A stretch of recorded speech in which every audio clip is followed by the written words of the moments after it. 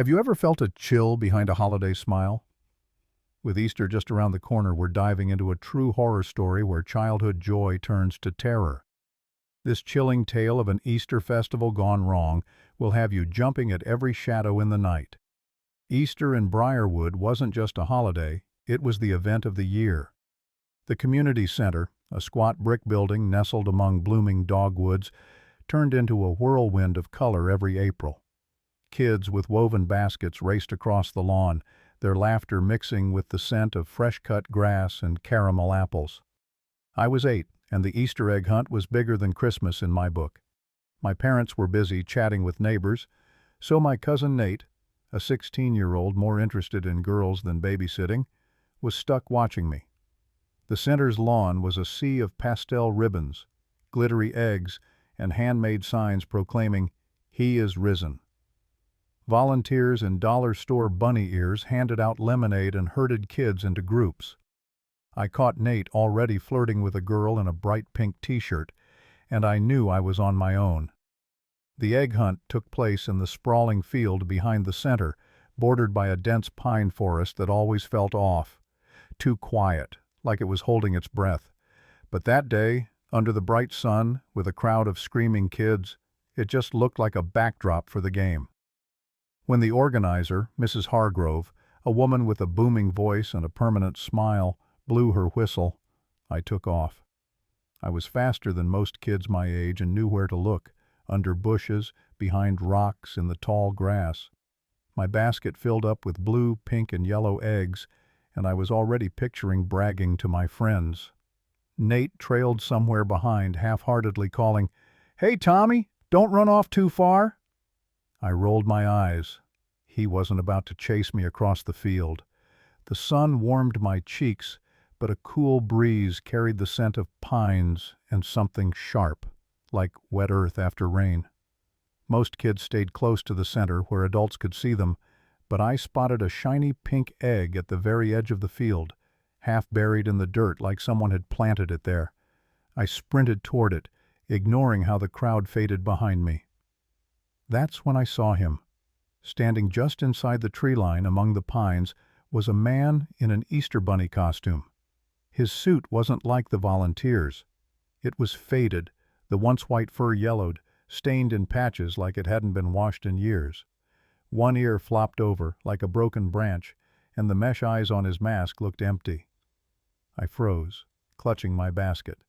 I wasn't scared, not yet.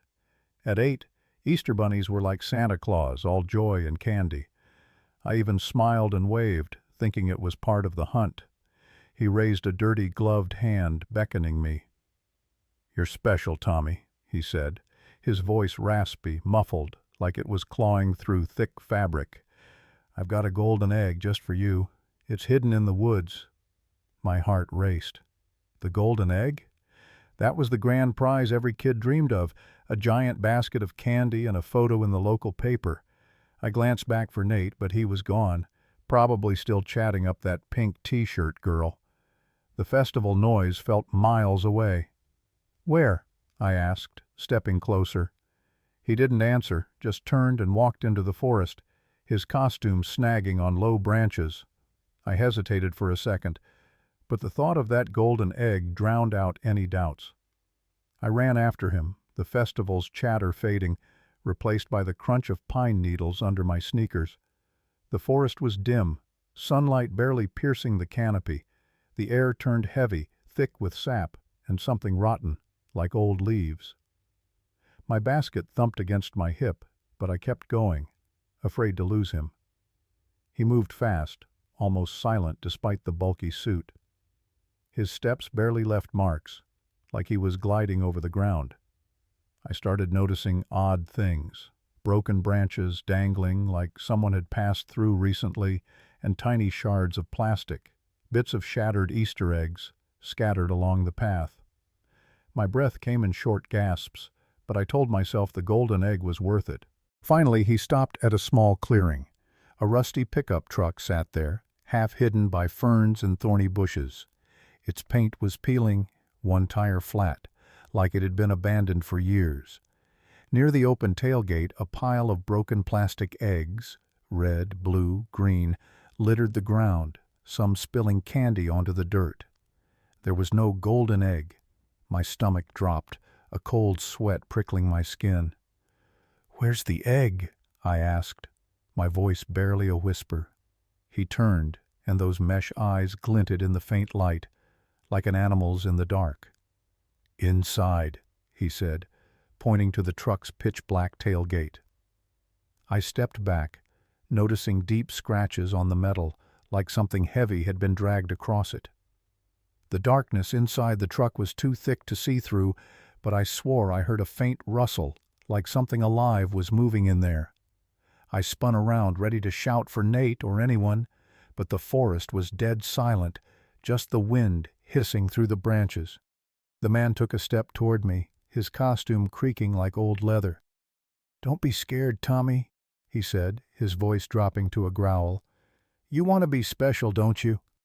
He reached out and I saw his glove was torn, pale skin peeking through with long, filthy nails. My heart pounded so hard I could barely think. I stumbled back, tripping over a root, and my basket fell, eggs scattering across the ground. I don't want it," I stammered. But he kept coming, his floppy ears swaying like a pendulum. Then a shout cut through the silence, sharp, desperate. "Tommy, where the hell are you?" It was Nate, his voice echoing from somewhere in the trees. The man froze, his head jerking toward the sound. Before I could move, I saw Mrs. Hargrove crashing through the bushes, her face ghost white, eyes wide with panic. "What are you doing out here?" she yelled, her voice shaking. She grabbed my arm, yanking me so hard I nearly fell. The man let out a sound, half hiss, half moan, and bolted into the woods, his ears flapping as he vanished into the shadows. Mrs. Hargrove dragged me back to the field, her fingers digging into my wrist. "You're lucky I saw you wander off," she said, gasping. "Never, ever go into the woods alone." Nate ran up, his face red from sprinting, eyes full of guilt.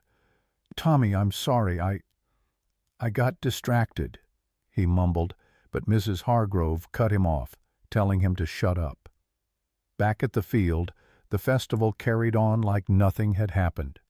Kids still ran around, adults laughed, and the smell of hot dogs and popcorn hung in the air. But for me, everything had changed. My parents were livid, screaming at Nate so loud everyone could hear. Mrs. Hargrove called the police, and their flashing lights looked out of place among the Easter decorations.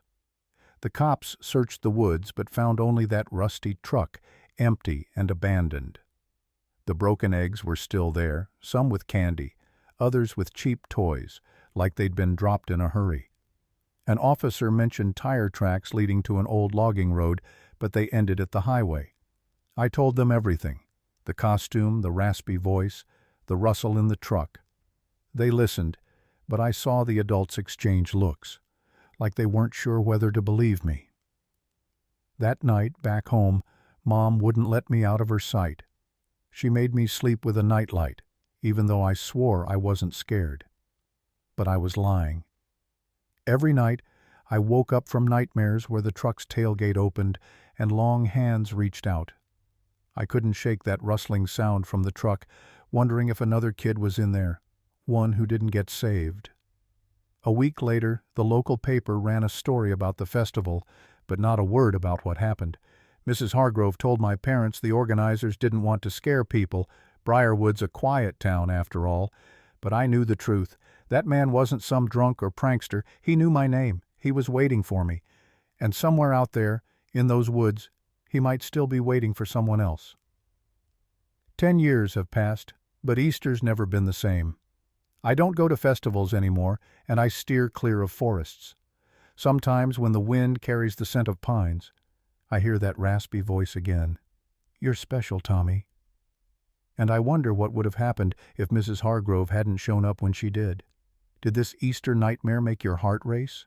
Smash that like button, drop your creepiest holiday story in the comments, and subscribe to join our haunted community for more tales that'll haunt your dreams. Don't let these stories fade into the shadows. Stay with us.